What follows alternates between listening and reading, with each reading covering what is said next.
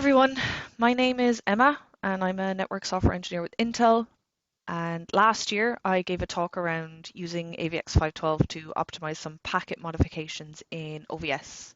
And that work has since been upstreamed into 3.0. So this talk is kind of a follow-on from that. And I just wanted to take some time today to talk about an area I found quite interesting when I was doing that work, which is checksums. So checksums are basically used as a form of error detection in packet headers. So taking an example of an IPv4 header, it has a 16-bit field called checksum, and how that value is calculated is the sum of the entire IP header in 16-bit granularity plus your checksum should give you a hex of all Fs, and that indicates that it's a valid header.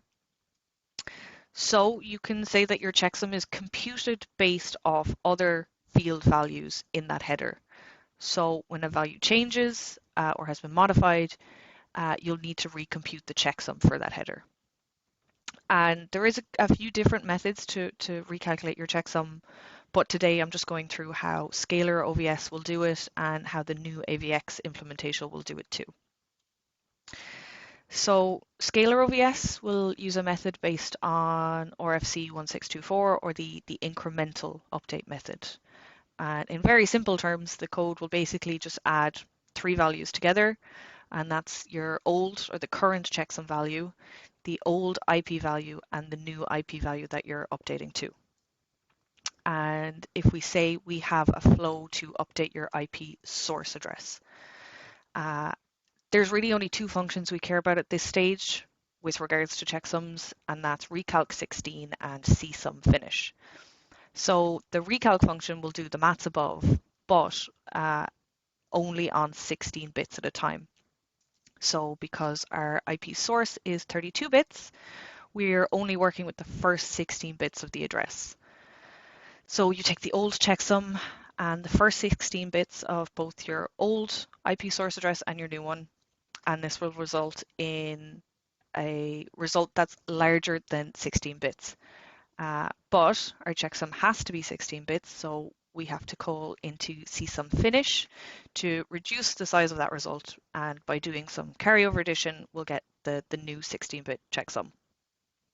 However, that result is only based on the first half of our IP source address. So we need to call this code again, but for the rest of the IP address. And this is where the incremental part comes into play.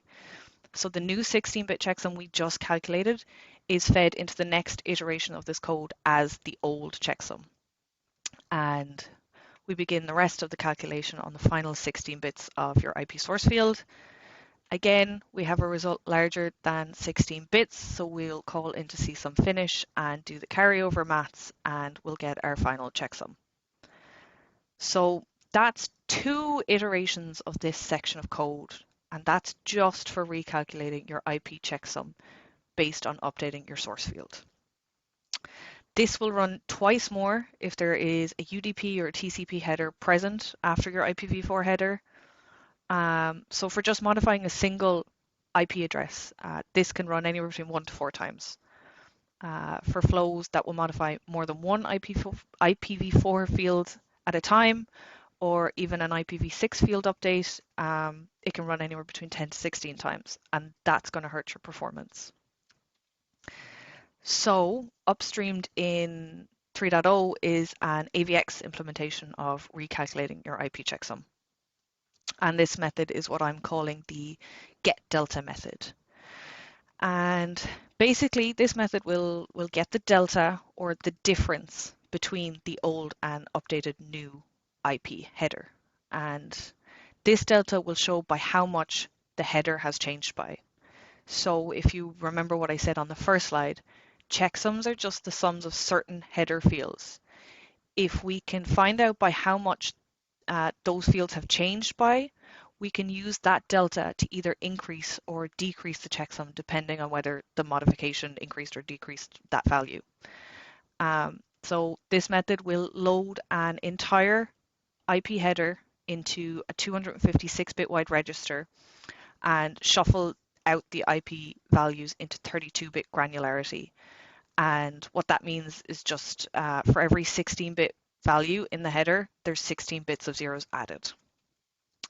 So for the purpose of not overcrowding this slide, I'm only showing the IP source field shuffled out, but this is actually doing this across the entire IP header.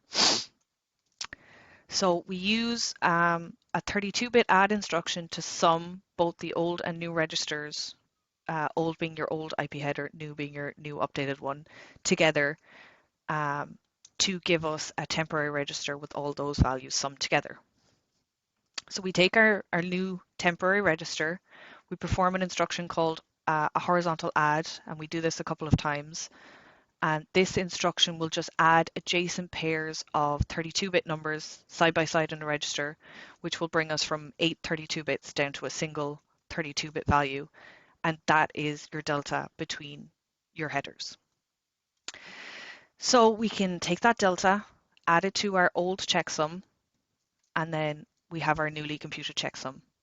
But however, it's still larger than 16 bits, so we do need to do one call into csum finish to make that a 16-bit value. So that's the delta method, and it's actually calculated that new checksum across the entire header in one go, as opposed to the scalar way of doing it, which is recalculating for every 16-bit field update.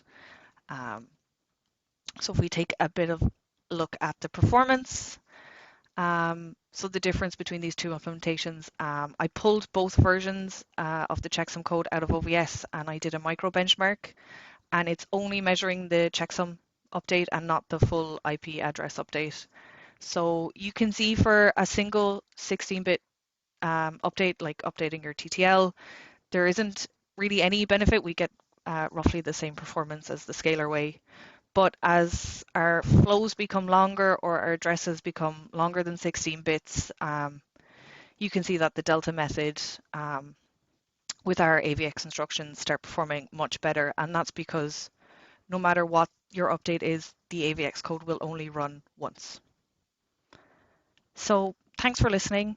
I've linked last year's conference talk if anyone wants more info on the kind of wider actions optimizations work that was done.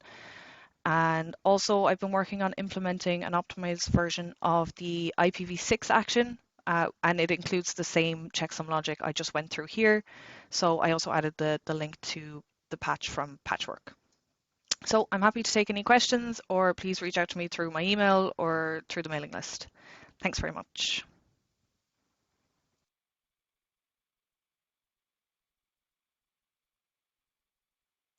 So the Emma is not online, so you will have to ask questions through the email address and stuff that's on the slides.